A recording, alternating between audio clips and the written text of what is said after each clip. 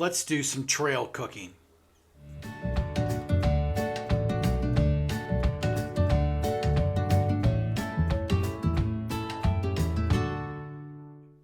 So today let's talk about cooking on the Appalachian Trail.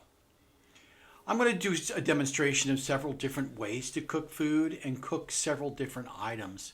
We're going to end up with a nice wholesome backpacking meal that's one of my favorites and really is a nice meal to have when you're done hiking and you're tired and really hungry. In the final demonstration, I'm going to use my alcohol stove, which is a DIY stove. There's a video on my channel on how to make this stove. I also use the Trail Designs tie-try system, which I've found is really fantastic. I've used this stove since I started section hiking in 2015. It's lightweight, it has never let me down, and it burns all sorts of different kinds of fuels. So let's go ahead and cook some backpacking meals. Welcome to my camp kitchen.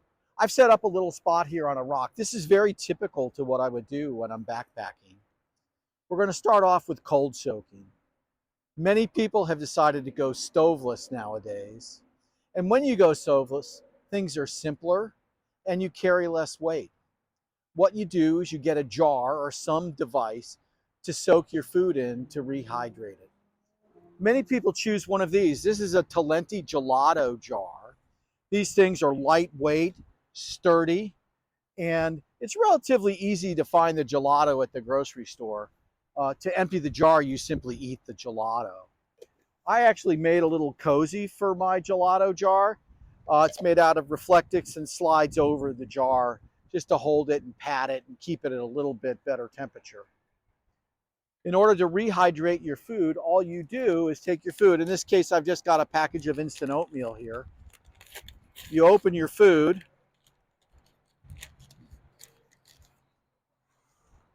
Put it in your Talenti jar.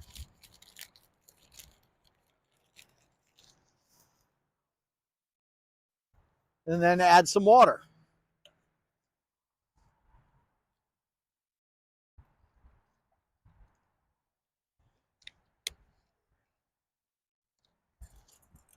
Stir it up.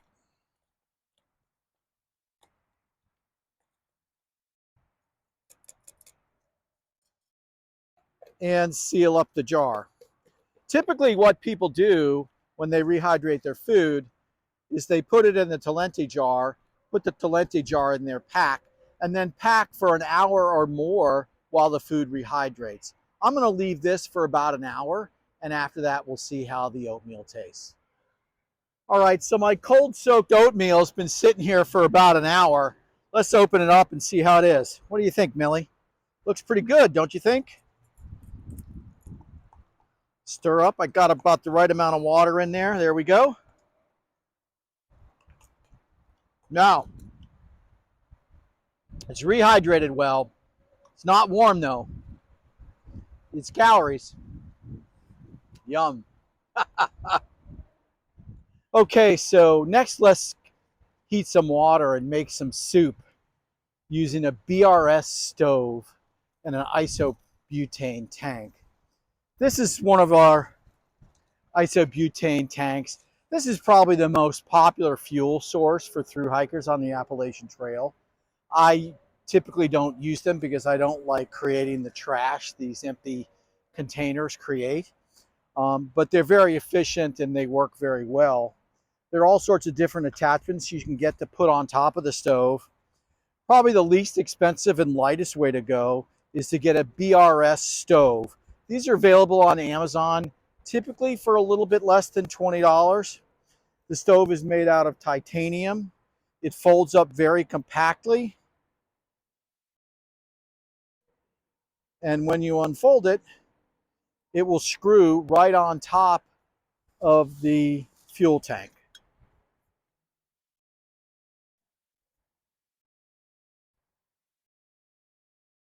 Like so. Here I have my Tokes titanium pot. I'm going to put some water in there first. So let's get this stove fired up. I've got a little striker here You can use a little mini Bic lighter or anything you want to start the stove. Watch out, this is going to get hot here.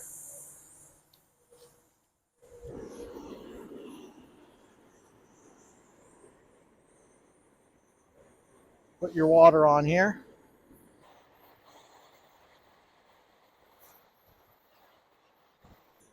And let's let that water boil. So my water's boiled now. The directions for the soup actually call for it to be simmered for 10 minutes in order to cook the rice that's in the soup. But instead of doing that, what I'm going to do is put my soup mix into this plastic MSR bowl inside a cozy and add the boiling water to that and let it sit in the cozy for, I don't know, 10 or 20 minutes or so. And by that time, the rice should be cooked and it should be ready to go.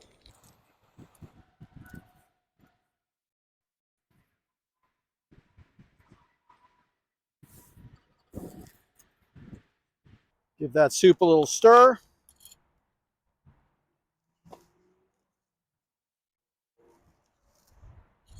We'll cover that up and we'll plan on eating our soup in about 10 or 15 minutes. So our soup has been sitting in its cozy for over 20 minutes now. Still feels pretty warm. Let's open it up and see how it tastes. Looks pretty good. The rice looks all puffy and soft.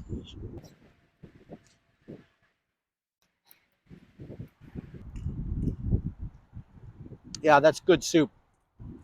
Next, let's make some hot chocolate using solid fuel tablets. These solid fuel tablets, or Esbit tablets, are available at most outfitters. One tablet is typically good for a large meal, or you can split them up into a half or a quarter and use the smaller tablet to cook a smaller amount of food. The tablets pop out of their wrapping fairly easily. And Trail Designs, which makes this titanium windscreen and pot support stove, makes a little holder for these Esbit tablets. So I'm going to put my tablet in that. And then you go ahead and light up the tablet.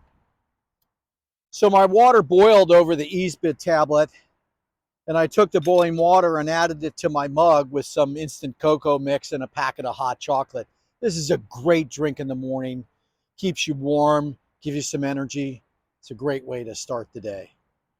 All right, let's make a little bit more of a substantial meal here. What I've got is a shepherd's pie mix that I made. This has got some dehydrated ground beef, instant mashed potatoes, mushrooms, onions, and spinach that were all dehydrated, mixed together in a quart plastic bag. What I'm going to do is take my alcohol stove, boil some water, put it in with this mix, and then put it into this Hyperlight cozy. This cozy right here is made out of DCF. Will keep everything warm while it's rehydrating.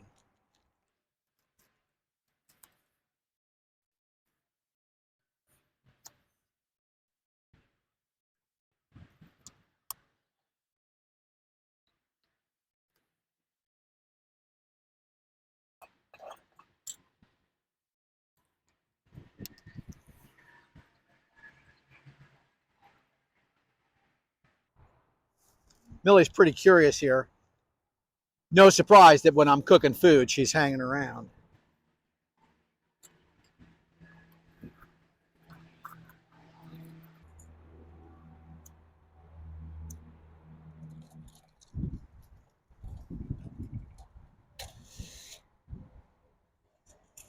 So Millie's going to finish cooking this meal. She's got her dinner in the quart-sized plastic bag in the Cozy by Hyperlight Mountain Gear. We're just waiting for the water to boil. As soon as it boils, we'll put it in there and let it all rehydrate and be ready to eat. So let's add our boiled water to our meal here.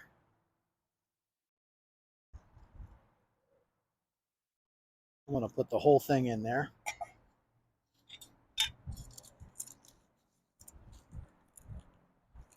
Give it all a good stir. Now, right now it's pretty soupy, but the potatoes and all the dehydrated meats and vegetables should take up a lot of that water. I'm going to close that up.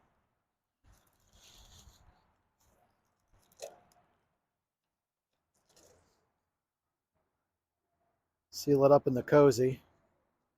Smells good, doesn't it, Millie? Okay, we're going to let that sit for, I don't know, 15 or 20 minutes. And we should have a nice, warm, hearty meal. So my meal's been in the cozy for about 20 minutes now. Before I eat it, I'm going to spice it up a little bit. I've got a couple packets of things I'm going to add to it.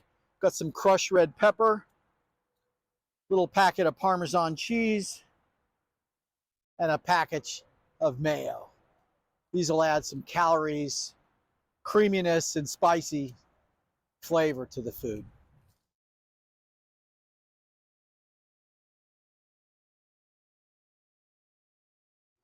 So here we go. Let's give it a try. Wow. That's really great. That's a nice warm meal, packed full of calories and protein, sticks to your ribs, keeps you warm. This is actually an amazingly great backpacking meal.